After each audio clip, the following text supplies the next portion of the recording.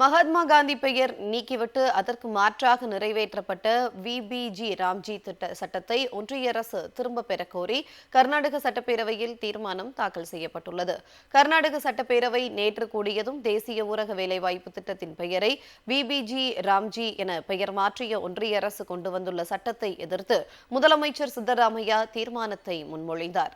அப்போது பேசிய அவர், கர்நாடக ஊரக மக்களின் உரிமையை பாதுகாக்கும் வகையில் ஒன்றிய அரசு மகாத்மா காந்தி தேசிய ஊரக வேலைவாய்ப்பு திட்டத்தின் பெயரை மாற்றியுள்ளதாகவும் இது கூட்டாட்சி கொள்கைக்கு எதிரானது என்றும் தெரிவித்தார்.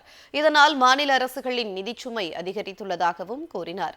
கிராம பஞ்சாயத்துகளின் உரிமையை பறிக்கும் இந்த சட்டத்தை ஒன்றிய அரசு உடனே திரும்பப் பெற வேண்டும் என்றும் ஐக்கிய முற்போக்கு கூட்டணி ஆட்சியில் கொண்டு வந்த மகாத்மா காந்தி தேசிய ஊரக வேலைவாய்ப்பு திட்டத்தை மீண்டும் அமல்படுத்த வேண்டும் என்றும் சித்தராமையா வலியுறுத்தினார்.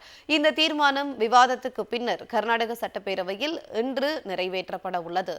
மகாத்மா காந்தி பெயர் நீக்கிவிட்டு அதற்கு மாற்றாக நிறைவேற்றப்பட்ட விபிஜி ராம்ஜி சட்டத்தை ஒன்றிய அரசு திரும்பப் பெறக் கோரி கர்நாடக சட்டப்பேரவையில் தீர்மானம் தாக்கல் செய்யப்பட்டுள்ளது. கர்நாடக சட்டப்பேரவை நேற்று கூடியதும் தேசிய ஊரக வேலைவாய்ப்பு திட்டத்தின் பெயரை விபிஜி ராம்ஜி என பெயர் மாற்றிய ஒன்றிய அரசு கொண்டு வந்துள்ள சட்டத்தை எதிர்த்து முதலமைச்சர் சித்தராமையா தீர்மானத்தை முன்மொழிந்தார். அப்போது பேசிய அவர், கர்நாடக ஊரக மக்களின் உரிமையை பாதுகாக்கும் வகையில் ஒன்றிய அரசு மகாத்மா காந்தி தேசிய ஊரக வேலைவாய்ப்பு திட்டத்தின் பெயரை மாற்றியுள்ளதாகவும் இது கூட்டாட்சி கொள்கைக்கு எதிரானது என்றும் தெரிவித்தார். இதனால் மாநில அரசுகளின் நிதிச்சுமை அதிகரித்துள்ளதாகவும் கூறினார்.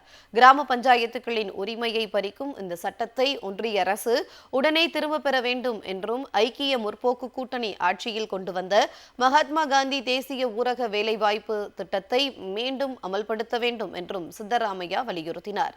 இந்த தீர்மானம் விவாதத்துக்கு பின்னர் கர்நாடக சட்டப்பேரவை இன்று நிறைவேற்றப்பட உள்ளது.